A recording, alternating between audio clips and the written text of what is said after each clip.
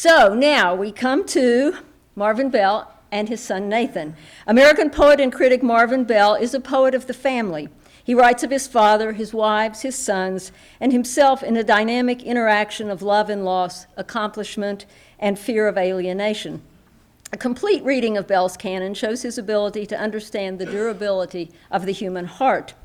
He's the author of more than 20 books of poems, including The Book of the Dead Man, Ardor, The Book of the Dead Man, Volume 2, Night Works, Poems, Mars Being Red, Vertigo, The Living Dead Man poems. I think Diane has a number of these that she will have for sale upstairs. Marvin Bell's first nationally distributed book, A Probable Volume of Dreams, was awarded the Lamont Poetry Prize of the Academy of American Poets in 1969. And I have to say, I read this book of poems when I was in graduate school, and I loved it, and I never in my wildest dreams imagined I would be, as I said last night, having pizza with Marvin Bell. He also has been the recipient of a Guggenheim and National Endowment for the Arts Fellowship, Fulbright appointments to Yugoslavia and Australia. In 2000, Marvin Bell was appointed the first poet laureate of the state of Iowa, where he served 2 terms. And he has also been active in writing poems protesting the wars in Afghanistan and Iraq and giving readings for Poets Against the War. He taught for many years in the Iowa Writers' Workshop, a very famous program we all know, retiring as the Flannery O'Connor Professor of Letters. And he has taught at many places over his long career, and he's currently teaching in the low residency MFA program at Pacific University in Oregon. I wanted to share with you a comment. Speaking of his personal aesthetic, he told the interviewers, "I would like to write poetry which finds salvation in the physical world and the here and now, and which defines the soul, if you will, in terms of emotional depth, and that emotional depth in terms of the physical world and the world of human relationships." Regarding his style, he added, "I'd like to write poetry which has little, if any, insistence about it, as little as possible. I would like to write a poetry which doesn't seem either to buttonhole the reader or demand too much allegiance or demand that too much of the world be given up for the special world of the poem."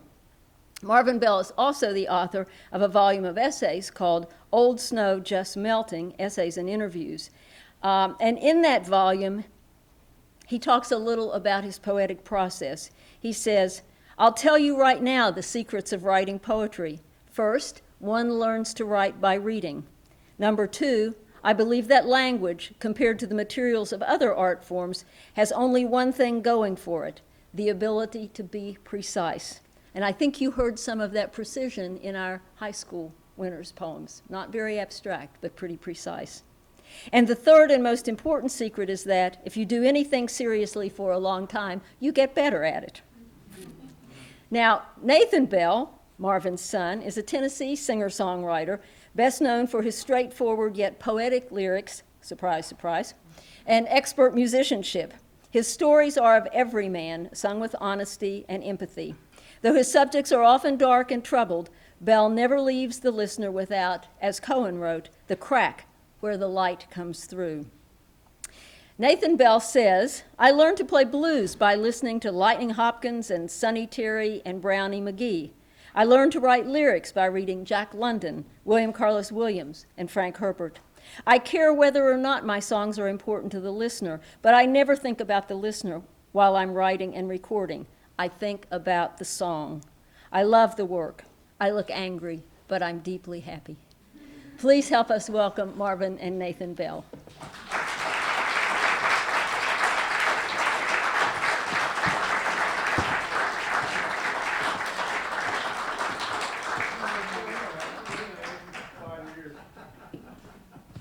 I was hanging around upstairs making sure you were here. Thought you might chicken out.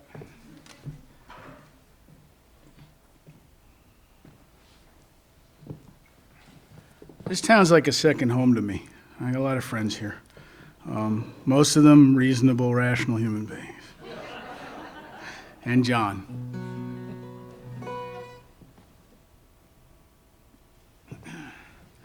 Because my father is my father and he has the final say over all things, we're starting with a song.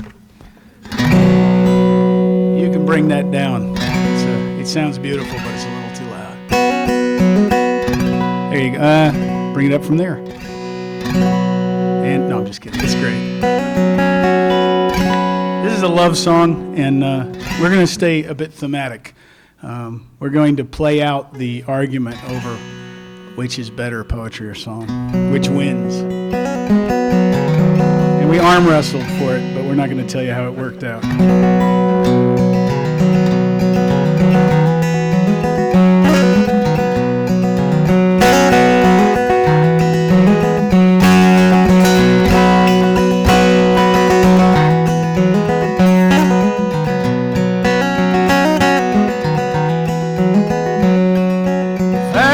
A dream, I would be Montana. I would be a wild place, rivers and light. I would be a fool if I would not love you tonight. And if I was a heart, I could still be broken. I could still be broken by stars that fall. If I was a blackbird, I would not miss you at all.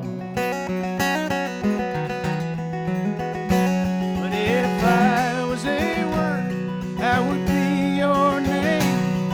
I would be your name. I would be your name. I would be a blackbird.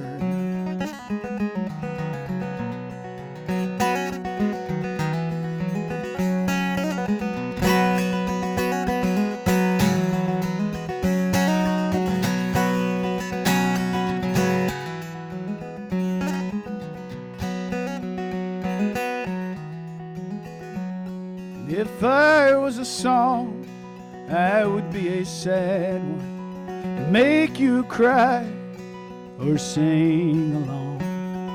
If I was a tear, then your eyes would be where I belong.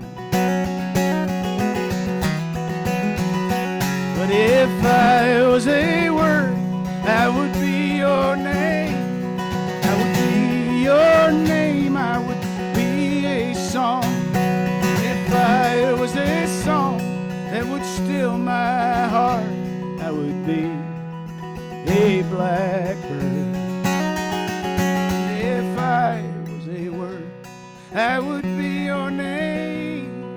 I would be your name.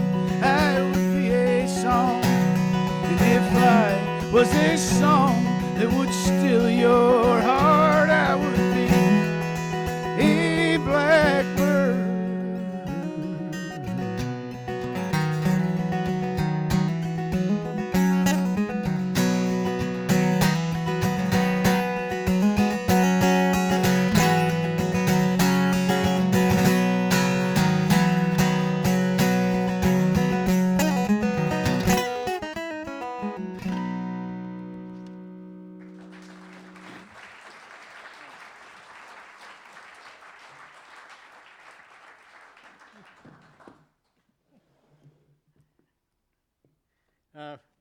We're both very glad to be here. And let's see, I'm going to put something with that. We've made pairs of poems and songs to use tonight. This is a poem to my wife, to Dorothy, and some of you heard something about it this afternoon, but I'll tell you again for those who didn't. I set out to write a poem for her, and Christmas was coming a few years back, and I'd written other poems to her. I thought maybe I could write a better one, right? And so I set out to write a love poem, but if you're going to write a love poem, you have a problem. You don't want to write a love poem that's just like every other love poem, right? This is my poem to Dorothy, and I began with the line, "You are not beautiful exactly." Right. If you write that line to your wife, you probably better write a second line, right? Yeah. And you can hear what's coming, right? This is my poem to Dorothy. You're not beautiful exactly. You are beautiful inexactly. You let a weed grow by the mulberry and a mulberry grow by the house. So close, in the personal quiet of a windy night, it brushes the wall and sweeps away the day till we sleep. A child said it, and it seemed true. Things that are lost are all equal, but it isn't true. If I lost you, the air wouldn't move nor the tree grow. Someone would pull the weed, my flower. The quiet wouldn't be yours. If I lost you, I'd have to ask the grass to let me sleep.